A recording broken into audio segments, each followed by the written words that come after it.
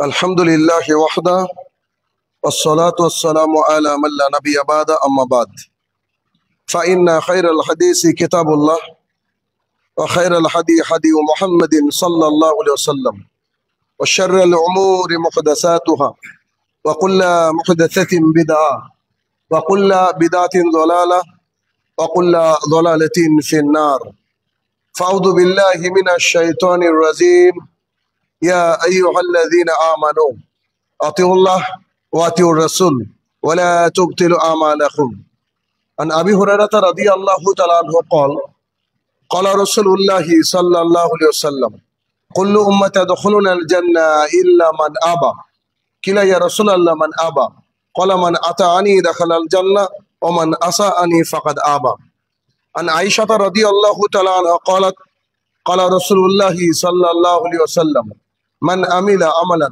ليس عليه أمرنا فهو رد। সম্মানিত উপস্থিতি, সর্বপ্রথম আল্লাহ সুবহানাহু ওয়া তাআলার বারগাহে শুকরিয়া জ্ঞাপন করব যে আল্লাহ তাআলা সালাতুল জুমা আদায় করার লক্ষ্যে আমাদেরকে মসজিদে প্রেরণ করেছেন, যিনি বিচার দিবসের একচ্ছত্র অধিপতি। সে রব্বুল ইজ্জাতের বারগাহে শুকরিয়া জ্ঞাপনার্থে আমরা বলি আলহামদুলিল্লাহ। অতঃপর সমগ্র মানব জাতির শিক্ষক, সমগ্র মানব জাতির পথপ্রদর্শক মুহাম্মদুর রাসূলুল্লাহ সাল্লাল্লাহু আলাইহি সাল্লামের উপর শত কোটি সালাত ও সালাম বর্ষিত হোক, আমরা বলি আল্লাহুম্মা আমিন। আজকে সংক্ষিপ্ত জুমার খুতবার বিষয় জাহান্নাম থেকে মুক্তির উপায়। উক্ত বিষয়ে তথ্য এবং তত্ত্ববহল সামান্য কিছু সময় আলোচনা করার চেষ্টা করব ইনশাআল্লাহ আজিজ। আমরা মানুষ হিসাবে এই পৃথিবীর বুকে এসেছি, আমাদের মূল উদ্দেশ্য, মূল টার্গেট হচ্ছে যে আল্লাহ সুবহানাহু ওয়া তাআলার সান্নিধ্য লাভ করা তথা আল্লাহ তাআলার যে জান্নাত আল্লাহ সুবহানাহু ওয়া তাআলা যেটা আমাদের জন্য প্রস্তুত করে রেখেছেন, মানব জাতির জন্য প্রস্তুত করে রেখেছেন, সেই জান্নাতে যে কোনো মুহূর্তে বা যে কোনো মূল্যে যেন আমরা থাকতে পারি, প্রবেশ করতে পারি, সেই টার্গেট সমগ্র মানব জাতির হওয়া উচিত। আর দ্বিতীয় যে বিষয় সেটা হচ্ছে যে কোনো মূল্যে আমাদেরকে জাহান্নাম থেকে দূরে থাকতে হবে। কারণ জাহান্নামের ভয়াবহতা সম্পর্কে আমরা অনেকে জানি, খুব ভয়াবহ জায়গা জাহান্নাম। তো জাহান্নাম থেকে বাঁচার কিছু আমল, কিছু রাসূলুল্লাহ সাল্লাল্লাহু আলাইহি ওয়াসাল্লামের মুখ নিঃসৃত বাণী, যার মাধ্যমে আমরা বোঝার চেষ্টা করব যে সামান্য কিছু কাজ, ছোট ছোট কিছু আমল করলে আমরা জাহান্নাম থেকে বাঁচতে পারি। যদিচ জাহান্নাম খুব কঠিন জায়গা, এ বিষয়ে বিস্তর কোরআনুল কারীমের বিভিন্ন আয়াতে আল্লাহ সুবহানাহু ওয়া তাআলা বলেছেন এবং রাসূলুল্লাহ সাল্লাল্লাহু আলাইহি ওয়াসাল্লাম হাদিসের মাধ্যমে আমাদেরকে জানিয়েছেন যে জাহান্নাম কত ভয়াবহ জায়গা। ঠিক তেমনি আল্লাহ সুবহানাহু ওয়া তাআলা কোরআনুল কারীমের এক পর্যায়ে বলছেন ইন্না জাহান্নামা কানাত মিরসাদা, নিশ্চয় জাহান্নাম একটি ফাঁদ, নিশ্চয় জাহান্নাম একটি ফাঁদ। ফাঁদ বলতে গেলে আমরা যা বুঝি যে মানুষ যখন পশু পাখিকে ধরার জন্য সে বুঝতে পারে না, অর্থাৎ পশু পাখি বুঝতে পারে না এমন কিছু তৈরি করা, এর নাম হচ্ছে ফাঁদ। অর্থাৎ যাকে ধরবে তার এই বিষয়ে জ্ঞান নাই যে ফাঁদ কেমন হয়। যদি ফাঁদ ও বুঝে নাই তাহলে তো আসবে না। তাহলে ফাঁদ হচ্ছে ওই জিনিস যাকে ধরা হবে সে এই বিষয়ে তার ধারণা নেই। তাহলে এমন এক ভয়ঙ্কর জিনিস, এর নাম হচ্ছে ফাঁদ। আল্লাহ সুবহানাহু ওয়া তাআলা বলছেন যে এই জাহান্নাম তোমাদের জন্য ওত পেতে বসে আছে। কাদের জন্য? লিত্তাগিনা মা আবা, তাদের জন্য যারা আল্লাহ এবং আল্লাহ রাসূলকে মানেনি, যারা স্বৈরাচারী, যারা কোরআন এবং সুন্নাহর দিকে নিজেকে মনোনিবেশ করেনি, নিজের খেয়াল খুশি মতো চলেছে, তাদেরকে ধরার জন্য জাহান্নাম ওত পেতে বসে আছে। ঠিক এই উদাহরণটা সেই উদাহরণের মতো, যেমন করে একটা পুকুর বা একটা নদীর উপরে অনেকক্ষণ যাবত একটা মাছরাঙা মাছকে ধরার জন্য যেমন ওত পেতে বসে থাকে, মাছটা একটু জলের উপরে ভেসে উঠলেই সেই মাছরাঙা ঝাঁপ দিয়েই মুহূর্তের মধ্যে শিকার করে নেয়। ঠিক তেমন করে আল্লাহ সুবহানাহু ওয়া তাআলা আমাদেরকে বোঝাতে চাইছেন যে একটা জাহান্নাম, যে জাহান্নামকে তৈরি করা হয়েছে লিত্তাগিনা মা আবা, যারা আল্লাহ এবং আল্লাহ রাসূলকে মানে না, যারা স্বৈরাচারী, যারা কোরআন এবং সুন্নাহর উল্টো চলে, তাদের জন্য। আর এই জাহান্নাম ওত পেতে বসে আছে মাছরাঙার মতো মানুষকে ধরার জন্য। অতএব যে কোনো মূল্যে মানুষকে, আমাদেরকে এমন কিছু আমল করতে হবে, এমন কিছু কাজ পৃথিবীর বুকে করতে হবে, এমন একটা সিলেবাস মেনটেন করে চলতে হবে যাতে করে আমরা জাহান্নামের ধারে কাছেও না যায়। তো তেমনি সংক্ষিপ্ত কিছু কথা আজকে বলবো যে এই কারণে আমরা জাহান্নাম থেকে দূরে থাকতে পারি। পক্ষান্তরে অর্থ হচ্ছে এমনই যে যদি কেউ জাহান্নাম থেকে দূরে থাকে তার থাকার জায়গা হচ্ছে জান্নাত। বলা যেতে পারে যে জান্নাতে যাওয়ার আমল এটাও হতে পারে, কিন্তু মূল জায়গা যে আমাদেরকে জাহান্নাম থেকে দূরে থাকতে হবে। তার প্রথম অংশ হচ্ছে যাদের ঈমানটা আছে পরিশুদ্ধ, যাদের লা ইলাহা ইল্লাল্লাহ কোন রকমের কোন কুলসতায় ডুবে পড়েনি, যাদের লা ইলাহা ইল্লাল্লাহ স্ট্রং রয়েছে, যাদের লা ইলাহা ইল্লাল্লাহ সাহাবায়ে কেরামের মতো রয়েছে, যাদের লা ইলাহা ইল্লাল্লাহ যেমন থাকার দরকার ঠিক তেমন আছে, তাদের জন্য জান্নাত। ব্যাখ্যা বিশ্লেষণ পরে আসছে, আগে হাদিস শুনবো। সেটা হচ্ছে ইদবান বিন মালিক রাদিয়াল্লাহু তাআলা আনহু বলেন, হাদিসটা অনেক লম্বা। রাসূলুল্লাহ সাল্লাল্লাহু আলাইহি সাল্লাম বলেছেন, যে ব্যক্তি, যে মানুষ একমাত্র শুধুমাত্র কেবলমাত্র আল্লাহ সুবহানাহু ওয়া তাআলার সন্তুষ্টির জন্য, কেবলমাত্র আল্লাহ তাআলার জন্য, মানে দুনিয়ার কোনো লোক দেখানোর জন্য নয়, দুনিয়ার কোনো স্বার্থ হাসিল করার জন্য নয়, যে ব্যক্তি কেবলমাত্র শুধুমাত্র আল্লাহ তাআলার জন্য খালেস অন্তরে এই কথা বলবে লা ইলাহা ইল্লাল্লাহ, সেই ব্যক্তি কিয়ামতের মাঠে ভয়াবহ দিন যেদিন কায়েম হবে, যেদিন সমস্ত মানুষ উপস্থিত থাকবে, যেদিন মানুষ তৃষ্ণায় ত্রাহি ত্রাহি করবে, যেদিন মানুষ তার মুখ দিয়ে ভর করে চলবে, যেদিন প্রেগনেন্ট মহিলাদের বাচ্চা খসে পড়বে, যেদিন সন্তান বাবাকে চিনতে পারবে না, বাবা মা সন্তান সন্ততিকে চিনতে পারবে না, এই ভয়াবহ দিনে রাসূলুল্লাহ সাল্লাল্লাহু আলাইহি ওয়াসাল্লাম বাণীটা শোনেন যে যে ব্যক্তি খালেস অন্তরে একেবারে আল্লাহ সুবহানাহু ওয়া তাআলাকে ভালোবেসে এই বাক্য বলে লা ইলাহা ইল্লাল্লাহ, সে কিয়ামতের মাঠে এমন ভাবে উপস্থিত হবে যে তার উপরে জাহান্নামকে হারাম করে দেওয়া হয়েছে, তার উপরে জাহান্নামকে হারাম করে দেওয়া হয়েছে। মুসনাদ আমাদের হাদিস। এই হাদিস থেকে আমরা কি বুঝলাম? কোন ব্যক্তি যদি খালেস অন্তরে শুধুমাত্র আল্লাহ সুবহানাহু ওয়া তাআলাকে ভালোবেসে এবং তার গাইডলাইনকে মেনটেন করে কেউ যদি লা ইলাহা ইল্লাল্লাহ এইটুকু বলে, মাত্র এইটুকু, তাহলে সেই ব্যক্তি কিয়ামতের মাঠে এমন ভাবে উপস্থিত হবে যে যেন তার জন্য জাহান্নাম হারাম। খালেস অন্তর বলতে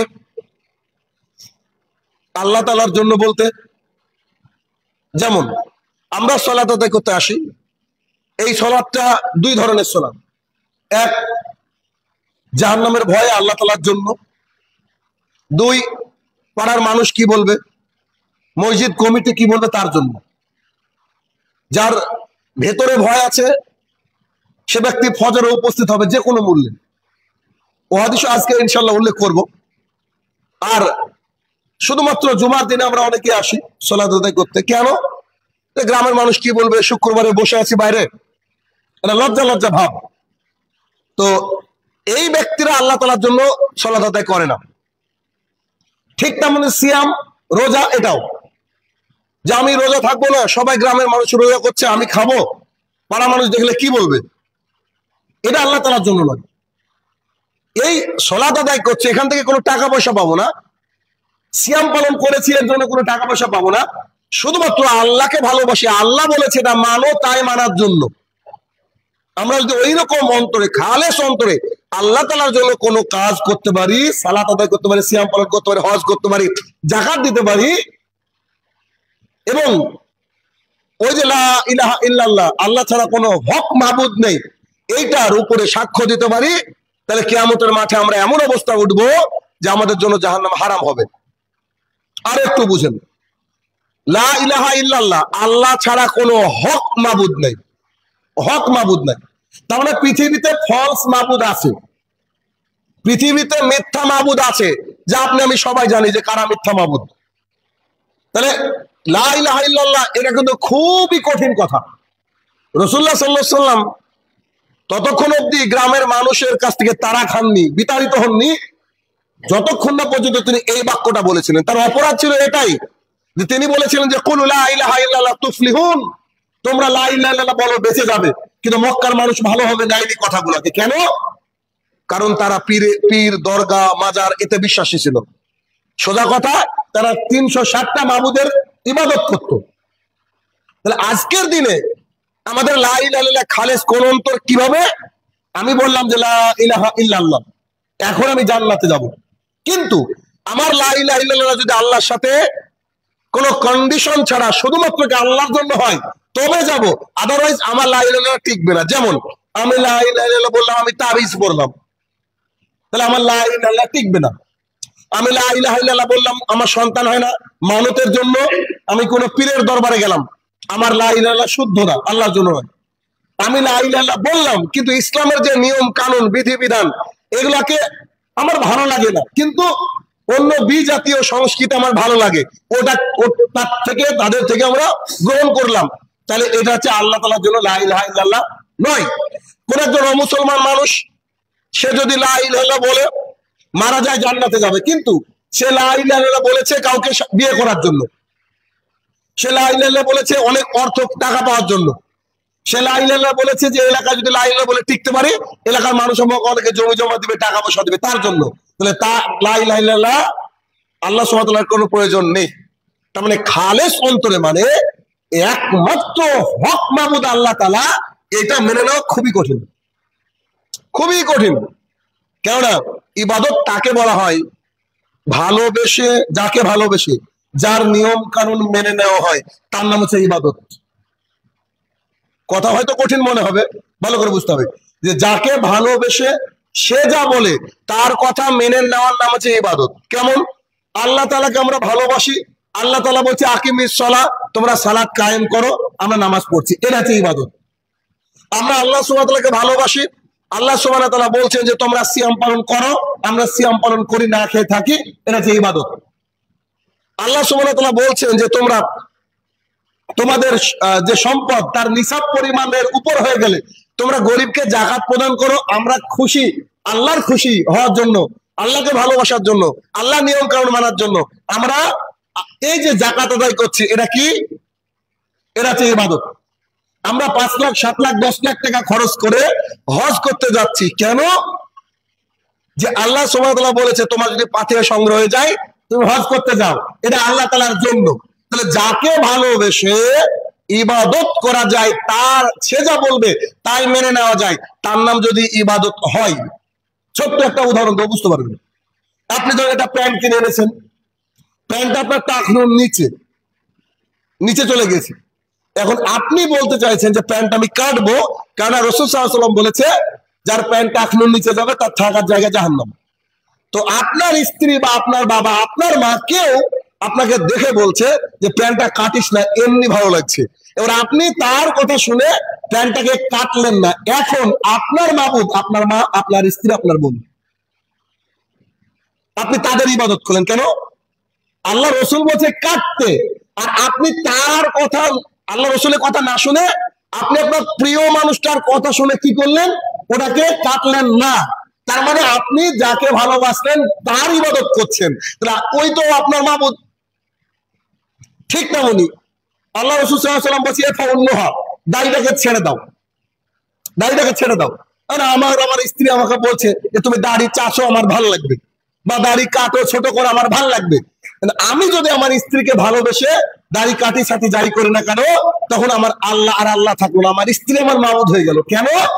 যাকে ভালোবেসে তার নিয়ম মেনে নিয়ে যা করা হয় তার নাম কি? ইবাদত। তাহলে আমার লা ইলাহা ইল্লাল্লাহ কিন্তু ওখানে টিকলো না। মনে হয় যে কত সোজা বাক্য, লা ইলাহা ইল্লাল্লাহ বললাম জান্নাতে চলে গেলাম, খুব কঠিন, খুব কঠিন। লা ইলাহা ইল্লাল্লাহ বলা খুব কঠিন একটা জিনিস। কেননা লা ইলাহা ইল্লাল্লাহ বললে আপনি মূর্তিকে সম্মান করতে পারবেন না, লা ইলাহা ইল্লাল্লাহ বললে আপনি মূর্তির তলে মাথা নিচু করতে পারবেন না, লা ইলাহা ইল্লাল্লাহ বললে আপনি পীরের দরগায় যেতে পারবেন না, লা ইলাহা ইল্লাল্লাহ বললে আপনি তাবিজ ধাগা ব্যবহার করতে পারবেন না, লা ইলাহা ইল্লাল্লাহ বললে আপনি যে খারাপ কিছু ঝাড়ফুঁকটা আপনি নিতে পারবেন না, লা ইলাহা ইল্লাল্লাহ বললে আপনি দরগায় যেতে পারবেন না, লা ইলাহা ইল্লাল্লাহ বললে আপনাকে যদি আল্লাহ সারা জীবন সন্তান না দেয় তা আপনি কারো কাছে গিয়ে সন্তান চাইতে পারবেন না, লা ইলাহা ইল্লাল্লাহ বললে আপনার যা ঘটবে তাতে আপনাকে আলহামদুলিল্লাহ ইন্না লিল্লাহি বলতে হবে, আপনি আজে বাজে কিছু বলতে পারবেন না। অর্থাৎ লা ইলাহা খুব কঠিন জিনিস। মক্কার যুগের মানুষরা লা ইলাহা ইল্লাল্লাহ বুঝেছিল, যারা কাফের বেদিন বেঈমান তারা বুঝতে পেরেছিল লা ইলাহা ইল্লাল্লাহ কি, এই জন্য তো আল্লাহ রাসূলকে গ্রাম ছাড়া করেছিল তারা। তাহলে প্রথম বাক্য এটা যে কোনো ব্যক্তি যদি মনে প্রাণে শুধুমাত্র আল্লাহ তাআলার জন্য লা ইলাহা ইল্লাল্লাহ এই বাক্য বলে, কিয়ামতের মাঠে সে এমন অবস্থা উঠবে যে মনে হবে যে তার জন্য জাহান্নামকে হারাম করে দেওয়া হয়েছে। দ্বিতীয় হাদিস আমরা শুনবো। আনাস রাদিয়াল্লাহু তাআলা আনহু বলেন যে একসময় রাসূলুল্লাহ সাল্লাল্লাহু আলাইহি ওয়াসাল্লাম কোন একটা বাহনে ছিলেন মানে সওয়ারিতে ছিলেন, উটে বা ঘোড়ার উপরে চড়েছিলেন। তেমত অবস্থায় তার পিছনে বসা ছিলেন মুয়াজ রাদিয়াল্লাহু তাআলা আনহু। রাসূলুল্লাহ সাল্লাল্লাহু আলাইহি ওয়াসাল্লাম একটা বাহনের উপরে চড়েছিলেন, আর তার পেছনে কে ছিলেন? বিখ্যাত সাহাবী মুয়াজ রাদিয়াল্লাহু তাআলা আনহু। রাসূলুল্লাহ সাল্লাল্লাহু আলাইহি ওয়াসাল্লাম মুয়াজ রাদিয়াল্লাহু তাআলা আনহুকে ডাক দিলেন। তিনি বললেন, মুয়াজ। রাসূলুল্লাহ সাল্লাল্লাহু আলাইহি ওয়াসাল্লাম বলছেন, জি এই যে আমি মুয়াজ, আমি আপনার খেদমতে হাজির, বলেন আপনি কি বলবেন।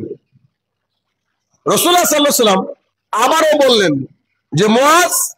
তখন মুয়াজ রাদিয়াল্লাহু তাআলা বলছেন, হে আল্লাহর রাসূল সাল্লাল্লাহু আলাইহি ওয়াসাল্লাম, আমি মুয়াজ আপনার সান্নিধ্যে উপস্থিত রয়েছি, আপনার পেছনে রয়েছি, আপনার সাথে রয়েছি, কি বলবেন বলেন।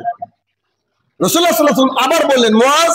তখন মুয়াজ রাদিয়াল্লাহু তাআলা বলছেন, জি এই যে আমি আপনার পেছনে বসে আছি, আপনার সান্নিধ্যে আমি আছি, আচ্ছা বলেন কি মানে কি বলতে চাইছেন।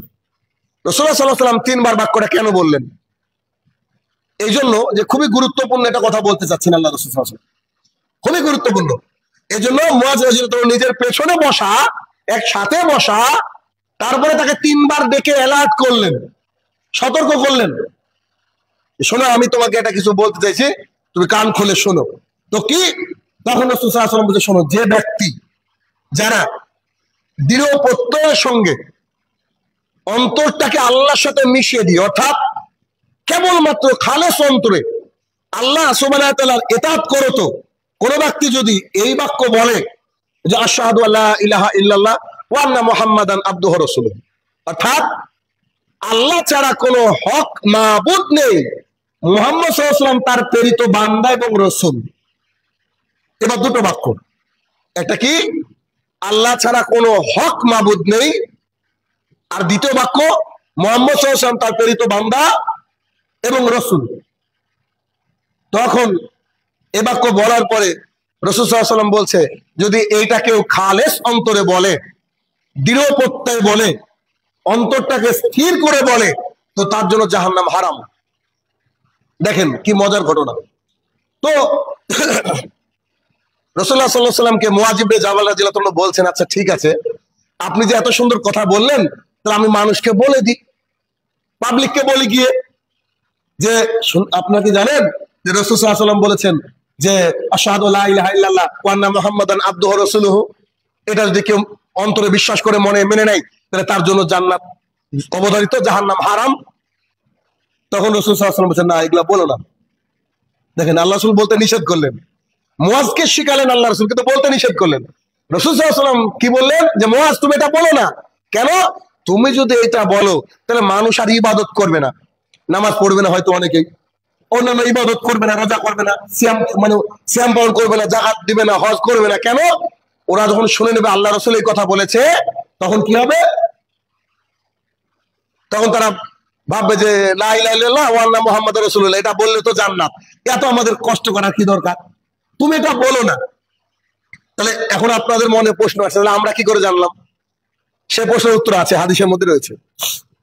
মুয়াজ ইবনে জাবাল রাদিয়াল্লাহু তাআলা কাউকে বললেন না, এই হাদিসটা কাউকে বললেন না, কিন্তু যখন তিনি বিছনাগত হয়ে গেলেন, তিনি মারা যাবেন, এমত অবস্থায় তিনার মাথার মধ্যে একটা কথা ঘুরতে লাগলো যে রাসূলুল্লাহ সাল্লাল্লাহু আলাইহি ওয়াসাল্লাম বলেছেন, আল্লাহ সুবহানাহু ওয়া তাআলা বলেছেন এই বাক্য, এটা খুব ভারী পড়বে যারা বিদাতে হুজুর আছে তাদের জন্য, খুব ভারী পড়বে কথাটা। কথাটা কি? ওই যে রাসূল সাল্লাল্লাহু আলাইহি ওয়াসাল্লাম আমাদের অবধি পৌঁছে দিয়েছেন যে কোন ব্যক্তি যদি কোন জানা বিষয়কে গোপন করে, তো কিয়ামতের মাঠে তার অবস্থা খারাপ হবে। বলেন এলাকার কোন হুজুর জানে না যে জোরে আমিন বলতে হয়? সবাই পড়েছে হাদিস, সবাই জানে, কিন্তু তাদের দলিল কি? আমাদের মাযহাবে নাই। এলাকার কোন আলেম জানে না যে সম্মিলিত মুনাজাত রাসূল সাল্লাল্লাহু আলাইহি ওয়াসাল্লাম একদিনও করেন না? সবাই জানে, শুধু পাবলিক সাপোর্ট নেওয়ার জন্য মানুষ এটা করে না। কে জানে না যে সূর্য ডোবার সাথে সাথে ইফতার করতে হয়, তাও 4 মিনিট পরে করে? জানে সবাই, কিন্তু ওরা অনেক কিছু গোপন করে। দেখবেন আপনার সাথে পার্সোনালি যখন কোনো কথা বলবে, তখন বলবে যে না বাবা এগুলো আছে আমরা জানি, কিন্তু এগুলো তো বলা যাবে না, না সমাজে সমস্যা আছে। এই যে সমস্যা, কিন্তু মুআয ইবনে জাবাল রাদিয়াল্লাহু আনহুকে আল্লাহ রাসূল বললেন, খবরদার তুমি এই কথা বলো না, তাহলে মানুষ আর ইবাদত করবে না। কিন্তু মুআয ইবনে জাবাল রাদিয়াল্লাহু আনহু একটা ভয় করলেন, আমার জানা জিনিস যদি আমি গোপন করে যাই দুনিয়া থেকে, তো আল্লাহ আমাকে পাকড়াও করবে, এখন আমি বাক্যটা বলে দিতে পারি। তারপরে মুআয ইবনে জাবাল রাদিয়াল্লাহু আনহু এই হাদিসটা বর্ণনা করলেন। নাহলে এই হাদিসটা আমরা জানতাম না যে মুআয ইবনে জাবাল রাদিয়াল্লাহু আনহু এটা বলেছেন, এই হাদিসটা আমাদের জানা থাকতো না। তাহলে এখান থেকে বোঝা গেল যে কোন ব্যক্তি যদি একেবারে খালেস অন্তরে এই বাক্য বলে আল্লাহ ছাড়া হক কোনো মাবুদ নেই আর মুহাম্মদ সাল্লাল্লাহু আলাইহি ওয়াসাল্লাম তার প্রেরিত বান্দা এবং রাসূল, তাহলে সে ব্যক্তি জান্নাতে যাবে। আসলে বাক্যটা আরো বেশি কঠিন। আল্লাহ ছাড়া হক কোনো মাবুদ নেই, পীর মাজার সব গেল এখানে, আর ওয়ান্না মুহাম্মদ রাসূলুল্লাহ মানে মুহাম্মদ সাল্লাল্লাহু আলাইহি ওয়াসাল্লাম যা করেছেন, যা বলেছেন, যা তার সামনে হয়েছে তিনি চুপ থেকেছেন, তাইকে মনের মধ্যে মেনে নেওয়ার নামই হচ্ছে আল্লাহ রসুলকে মেনে নাও। এত ছোট বাক্য মনে করলে হবে না। আল্লাহ রসুল যা করেছেন, যা বলেছেন, যা তার সামনে হয়েছে তিনি চুপ থেকেছেন, ওই বাক্যগুলোকে মেনে নিতে হবে। এর নাম হচ্ছে রাসূল সাল্লাল্লাহু আলাইহি ওয়াসাল্লামকে মেনে নাও। তাহলে আল্লাহ রসুলকে আমরা কজন মানি, এবার আমাদেরকে নিজেকে আত্মসমালোচনা করতে হবে, বুঝতে হবে যে রাসূল সাল্লাল্লাহু আলাইহি ওয়াসাল্লাম যা বলেছেন তাই আমরা করি কিনা। আমরা হারাম ইনকাম করতে যাচ্ছি, এমন অবস্থা আল্লাহ রসুলের কথা মনে পড়লো যে আল্লাহ বলেছেন তিনি পবিত্র, তিনি পবিত্র জিনিসটা গ্রহণ করেন, আপনি থামিয়ে দিলেন, দেখেন আল্লাহ রসুলকে মেনে নিলেন। আপনি পানি পান করতে যাচ্ছেন বাম হাতে, সঙ্গে সঙ্গে মনে হলো যে না আল্লাহ রসুল বলছে ডান হাতে পান করতে হবে, আপনি ডান হাতে গ্লাস ধরলেন, এটা হচ্ছে মেনে নাও, এটা হচ্ছে মেনে নাও। তাহলে কি এই দুটো বাক্য যে ব্যক্তি বলবে তাদের জন্য কি রয়েছে? জান্নাত, অর্থাৎ জাহান্নাম থেকে মুক্তি। 2 নম্বর পয়েন্ট, অসুস্থ অবস্থায় কেউ যদি বিশেষ দোয়া পাঠ করে, বিশেষ দোয়া ওটা বলবো আমি, অসুস্থ অবস্থায় কেউ যদি বিশেষ দোয়া পাঠ করে তাহলে সেই ব্যক্তির জন্য রয়েছে জান্নাত বা জাহান্নাম থেকে মুক্তি। তো অসুস্থ অবস্থায় দোয়া পাঠ করতে হয়। আমাদের সমাজ আছে উল্টো, দেখে আমরা হাদিস। আবু সাঈদ খুদরি রাদিয়াল্লাহু তাআলা আনহু বলেন, শুধু আবু সাঈদ খুদরি নয়, আবু সাঈদ খুদরি রাদিয়াল্লাহু তাআলা আনহু সাথে আবু হুরায়রা রাদিয়াল্লাহু তাআলা আনহু বর্ণনা করেছেন হাদিসটা, যে তারা উভয় বলেছেন যে রাসূলুল্লাহ সাল্লাল্লাহু আলাইহি ওয়াসাল্লাম এর প্রতি সাক্ষ্য দিয়ে, মানে রাসূল সাল্লাল্লাহু আলাইহি ওয়াসাল্লামের প্রতি কেউ যদি সাক্ষ্য প্রদান করে, বা তিনারা বলছেন যে আমরা মুহাম্মদ সাল্লাল্লাহু আলাইহি ওয়াসাল্লামের কাছে বলতে শুনেছি, মানে সার্টিফাইড করার জন্য কথাটাকে আরো শক্ত করার জন্য তার সাক্ষ্য নিয়ে তিনি বলছেন যে ব্যক্তি, মানে রাসূল সাল্লাল্লাহু আলাইহি ওয়াসাল্লাম বলেছে যে ব্যক্তি লা ইলাহা ইল্লাল্লাহ আল্লাহু আকবার, এটা মানে কি লা ইলাহা ইল্লাল্লাহ আল্লাহ ছাড়া কোনো হক মাবুদ নেই, আল্লাহু আকবার আল্লাহ তিনি মহান, আল্লাহ তিনি বড়, সবচেয়ে বড়। কোন ব্যক্তি যদি অসুস্থ অবস্থায় এই বাক্যটা বলে যে কি আল্লাহ ছাড়া কোনো হক উপাস্য নেই এবং তিনি হচ্ছেন সবচেয়ে বড়, আর আল্লাহ এই বাক্যটা তার মুখ থেকে শোনার সাথে সাথে, আল্লাহ এই বাক্যটা তার মুখ থেকে শোনার সাথে সাথে আল্লাহ তাআলা সত্যায়ন করে, আল্লাহ তাআলা বলতে থাকে যে ঠিক বলেছে, আমি ছাড়া কোনো হক মাবুদ নেই এবং আমি সবচেয়ে বড়, আমার চেয়ে বড় কেউ নাই। হাদিসটা একটু লম্বা। তাহলে প্রথমটা কি লা ইলাহা ইল্লাল্লাহ আল্লাহু আকবার, এটা কেউ বললো দুনিয়াতে, আল্লাহ তাআলা আকাশ থেকে বলে ঠিক বলেছে আমি ছাড়া হক কোনো মাবুদ নাই আর আমি হচ্ছি সবচেয়ে বড়। তাহলে আল্লাহ রেসপন্স করছে মানুষের কথাই, তাহলে বুঝতে হবে বিষয়টা, আল্লাহ রেসপন্স করা মানে কত বড় বিষয়। ঠিক আর একটা হাদিসে এমন আছে যে অনেকে বলে না যে ইমাম সূরা ফাতিহা পড়লে আমাদের পড়া লাগবে না, কত যে বড় এরা মহা অন্যায়ের মধ্যে নিমজ্জিত হয়েছে এরা জানে না। বান্দা যখন আলহামদুলিল্লাহ রাব্বিল আলামিন বলে, আল্লাহ তাআলা আকাশ থেকে বলে যে আমার বান্দা আমার প্রশংসা করলো। এরকম করে লম্বা একটা হাদিস আছে, অন্য কোনো দিন শোনাবে ইনশাআল্লাহ, এই অংশটা তারপর শুনেন। আর যখন সে বলে, ওটা হয়ে গেল লা ইলাহা ইল্লাল্লাহ আল্লাহু আকবার।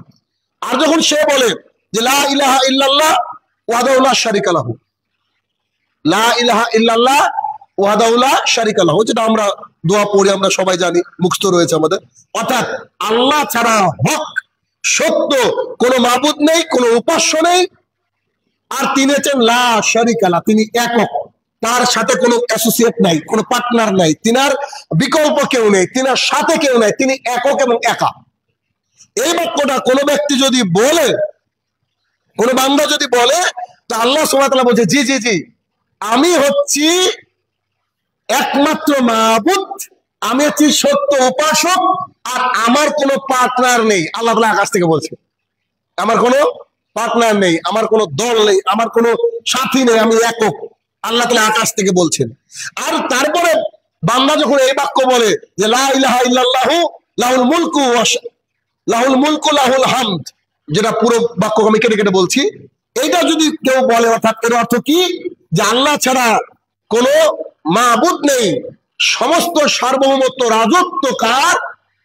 একমাত্র আল্লাহ সুবহানাহু ওয়া তাআলার সমস্ত, আর প্রশংসাও এক আল্লাহ তাআলার।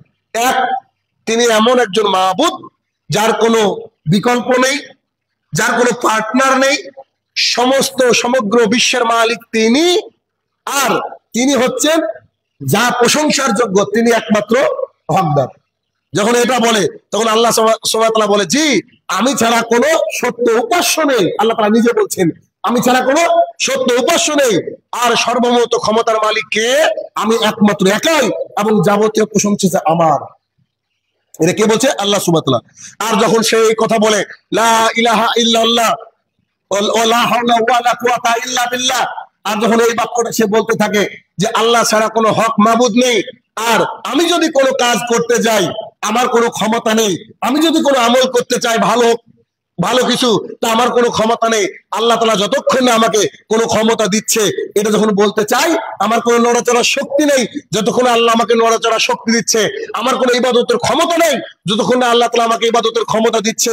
এই কথা বলতে থাকে, তখন আল্লাহ সুবহানাহু ওয়া তাআলা বলেন যে আমার বান্দা ঠিক বলেছে, আমার বান্দা এই কথা বলেছে যে সত্যি আমি ছাড়া কোনো উপাস্য নেই, আর আমি যাকে যা ক্ষমতা দিই সেই ক্ষমতার বলে সে চলে বেড়ায়, ক্ষমতার বলে সে ভালো কাজ করে, ক্ষমতার বলে সে উঠে বসে, এটা করে।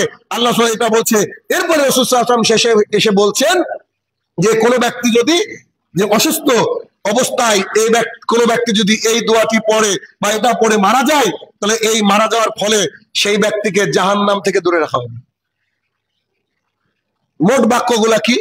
লা ইলাহা ইল্লাল্লাহ ওয়াহদাহু লা শারীকা লাহু লাহুল মুলকু লাহুল হামদ ওয়া আলা কুল্লি শাইইন কাদির। এই যে আমরা যেটা পড়ি, এটাই ওটা কেটে কেটে বলা হলো অংশ।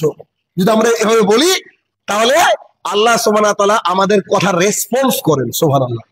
তাহলে এখানে বুঝতে হবে আমাদেরকে যে আমাদেরকে জাহান্নাম থেকে বাঁচতে হবে যে কোনো মূল্যে, এবং জাহান্নাম থেকে বাঁচার রাস্তাও দেখেন কত সোজা। শুধুমাত্র একটু আমাদেরকে যদি নজর রেখে আমরা এগুলো মানতে পারি, আল্লাহ তাআলা নিশ্চিত আমাদেরকে জাহান্নাম থেকে বাঁচাবেন। আল্লাহ সুবহানাহু ওয়া তাআলার কাছে ঐকান্তিক দোয়া, আমরা যেন যারা শুনছি এখানে বসে বাইরে বসে আমরা যেন সবাই জাহান্নাম থেকে বাঁচতে পারি। আল্লাহ আমাদেরকে সেই তৌফিক আতা করুক। আল্লাহুম্মা আমিন। আলহামদুলিল্লাহি ওয়াহদা ওয়াসসালাতু ওয়াসসালামু আলা মান লা নাবিয়্যা বাদা আম্মা বাদ। আচ্ছা, যদি অনেক হাদিস, খুতবা লম্বা করা যাবে না, তারপরে আরো গুরুত্বপূর্ণ দু একটা হাদিস, সেটা হচ্ছে 3 নম্বর পয়েন্ট, ফজর।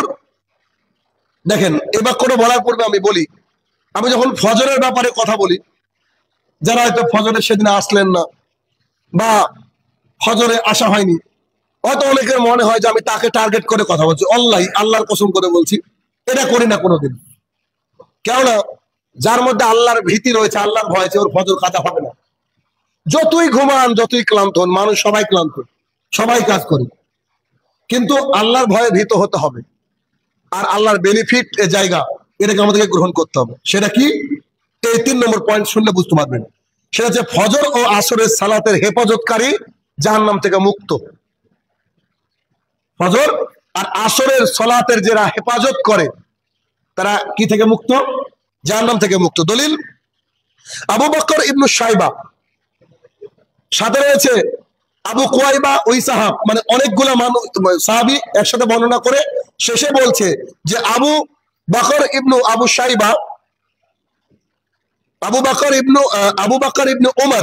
ওমর রাদিয়াল্লাহু তাআলা আনহু, তিনি বলেন যে তিনি তার পিতার সূত্রে বর্ণনা করেছেন, আর তার পিতা বলছেন যে আমি মুহাম্মদ সাল্লাল্লাহু আলাইহি ওয়াসাল্লামকে বলতে শুনেছি।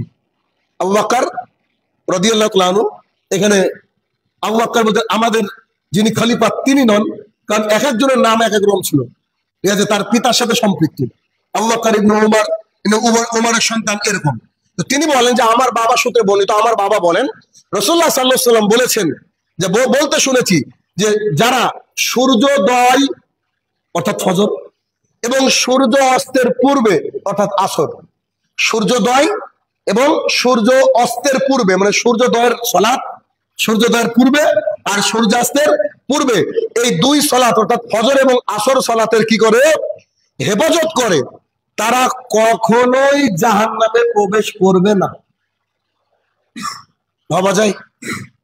কল্পনা করা যায় যে যারা দুই ওয়াক্তের সালাতের খাস করে হেফাজত করে, 5 ওয়াক্ত পড়বে এটা জরুরি, কিন্তু দুই ওয়াক্তের সালাতের খাস করে হেফাজত করে যে না, যাই হোক না কেন এই 2-1 কোনো সময় ছোটা যাবে না।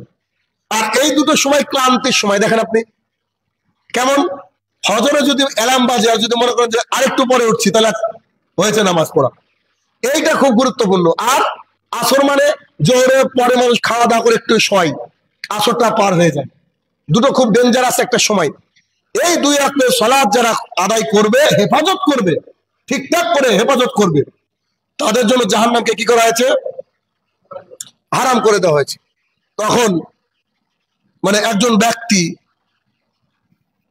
মানে এই যে হাদিস, এই যে রাসূল সাল্লাল্লাহু আলাইহি ওয়াসাল্লামের কথা, এই যে মানে আমানত, এই আমানত যদি আমরা খেয়ানত না করি, আমানতকে যদি আমরা পরিপূর্ণতা দান করি, তাহলে নিশ্চিত আমাদের জন্য জাহান্নাম হারাম হয়ে যাবে।